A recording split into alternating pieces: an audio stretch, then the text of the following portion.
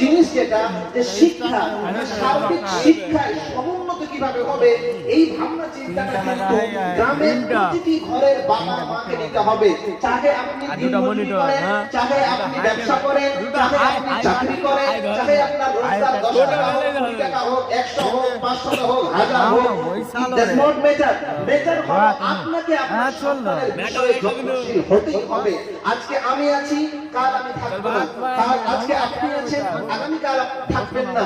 আজকে যারা পিছনে বসে আছেন, আগামীকাল কেউ থাকবে না। কিন্তু আপনার প্রচেষ্টায় যদি এই ছোট্ট বাচ্চাগুলোকে যদি আপনি সঠিক দিশা দিতে পারেন, এদের জ্ঞান, এদের বিচক্ষণতা, এদের বুদ্ধিমত্তা, এদের আখলাক, এদের চরিত্র এক সুগন্ধময় ফুল হিসাবে সারা পৃথিবীতে সে বেঁচে থাকবে এবং সে মরে যাওয়ার পরেও, তার বংশধর্ম মরে যাওয়ার পরেও পৃথিবীর বহু দিন যাবত তার সুগন্ধি কিন্তু পেতে থাকবে। তাহলে আপনি কেন সচেষ্ট হবেন না? আমি খুব সিম্পলি বলি যে আপনি বিবাহের বাড়িতে যাওয়ার জন্য কাপড় পরিধান করেন, কিন্তু আপনি আপনার সন্তানের ভবিষ্যৎ তার শিক্ষা দিয়ে উন্নত করার জন্য কোনোদিন এটা ভাবেন না যে আমি বিবাহের কাপড়টা নেব না, আজকে এই মাংসটা আমি খাবো না, মাসে 5 বার মাংস খাই, 2 বার খাবো, সেখান থেকে 100 টাকা 150 টাকা বের করে নিয়ে আমি আমার ছেলের শিক্ষার ক্ষেত্রে তার উন্নত মানের ভবিষ্যতের জন্য আমি এটাকে সঞ্চয় করে রাখবো।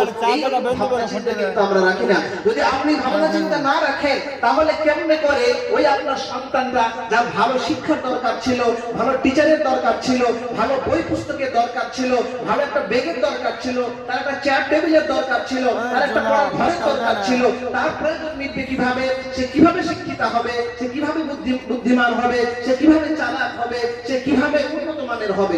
এই জন্য মা বোনেরা, ভাইয়েরা আমার, এই সব কিছু সামনে নিয়ে এসে এই কথা আমি বলতে চাচ্ছি, এই গ্রামের প্রতিটি শিশুর ভিতরে কোনো না কোনো প্রতিভা কিন্তু লুকিয়ে আছে। যার কিছু প্রতিভা আপনারা দেখেছেন, আপনারা সকলে কাঁধে কাঁধ মিলিয়ে নারী এবং পুরুষ নির্বিশেষে ভালো পরামর্শের সাথে, ভালো সহযোগিতার সাথে আমরা কিভাবে এই গ্রাম থেকেই, এই মসজিদ থেকেই আমাদের বাচ্চাদের সুশিক্ষা দিতে পারি, উত্তম চরিত্রের শিক্ষা দিতে পারি, ভালো বাংলা শেখাতে পারি, ভালো ইংরেজি শেখাতে পারি, ভালো আরবি শেখাতে পারি, ভালো কোরআন শেখাতে পারি, ভালো অঙ্ক শেখাতে পারি, এই ভাবনা চিন্তাগুলি আমাদের করতে হবে। আপনাদেরকে পরামর্শ দিতে হবে, সাহস দিতে হবে, আমাদেরকে স্বপ্ন দেখতে হবে, দেখাতে হবে যে আপনারা সামনে এগিয়ে যান, আমরা আপনাদের সাথে আছি, আমাদের সন্তানের জন্য ভাবনা চিন্তা করুন। আমরা অর্থ দিয়ে, বুদ্ধি দিয়ে, কর্ম দিয়ে চায়ের দোকানে বসে থাকবো না, অন্য জায়গায় সময় নষ্ট করব না, কিন্তু বাচ্চার ভবিষ্যতের জন্য এই কাজগুলো করব। এই জিনিসগুলো কিন্তু আমাদেরকে করতে হবে। আমি এতটুকু কথা আপনাদেরকে বলতে চাই, আগামী দিন এর অর্থের প্রয়োজন হবে, এর ঘরের প্রয়োজন হবে, এর টিচারের প্রয়োজন হবে। যদি আপনি হাল ছেড়ে দেন, এই বাচ্চাগুলো হারিয়ে যাবে। কিন্তু যদি এক ধাপ করে যদি একটু করে ঠেলা দেন, একটু করে সহযোগিতার হাত বাড়িয়ে দেন, এই বাচ্চাগুলো আজকে আমি যেভাবে এখানে কথা বলছি, এদের মধ্য থেকে হাজারো বাচ্চা উঠে তারা আপনাদেরকে এভাবে বোঝাবে। এটা সম্ভব আর এটাই বাস্তব। আমি আজকে আপনাদের সামনে যে বলছি, আমাদের গ্রামের মতোই একটা উঠে আসা ছেলে, আমার গ্রামের মানুষেরাও তেমন, কিন্তু আমার পিতামাতা হয়তো আমাদের প্রতি প্রচেষ্টা করেছেন, যার দরুন আজকে দাঁড়িয়ে আমি আপনাদের সামনে বলছি। আজকে যদি আপনারা প্রচেষ্টা করেন, আগামী দিন আপনার বাচ্চারা কিন্তু দাঁড়িয়ে বলবে। আমি প্রথম জীবনে যে জায়গায় পড়াশোনা শুরু করি সেটাও ছিল মক্তব।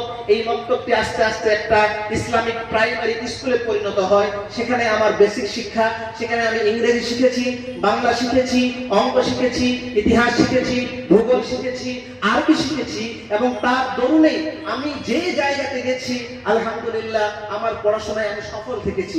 আরবি পড়তে গেছি, সেখানে সফল হয়েছি। আমি ক্লাস 5 পাস করিনি, ক্লাস 3 পড়ে মাদ্রাসায় চলে গেছি। ক্লাস 9 এ ভর্তি হই, প্রথম বছরে 28 নম্বর অঙ্কে পাই। ক্লাস 10 এ আমি র‍্যাঙ্ক করি বোর্ডে এবং 92 নাম্বার অঙ্কে পাই, বিজ্ঞানে ভালো নাম্বার পাই।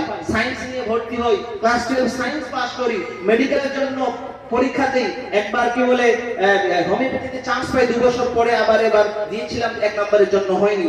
আমি আমার কাহিনী আপনাকে শোনাতে চাচ্ছি না, আমি বলতে চাচ্ছি ওই গ্রামেরই বাচ্চা একটা যদি ভালো পরিবেশ দেন, একটা গাইডেন্স দেন, একটা জায়গা যদি দেন, আপনার সন্তানটাও একজন কোরআনের হাফেজ হতে পারবে, একজন আলেম হবে, যে আরবি বলতে পারে, যে ইংরেজি বলতে পারে, যে বাংলা বলতে পারে। যেমন আলহামদুলিল্লাহ আমি পাঁচটি ভাষায় জানি, পড়তে পারি, লিখতে পারি, বলতে পারি, তো আপনার সন্তানরাও পারবে ইনশাআল্লাহ তাআলা। আমি এই স্বপ্নটাই আপনাদেরকে দিতে চাই, এই জায়গাটা আপনাদেরকে বোঝাতে চাই যে আপনার বাচ্চারা, আমাদের সন্তানেরা কারোর থেকে কম না, কম হচ্ছে আমাদের মানসিকতা, কম হচ্ছে আমাদের ভাবনার চিন্তার দুর্বলতা, এটাকে কাটিয়ে উঠতে হবে।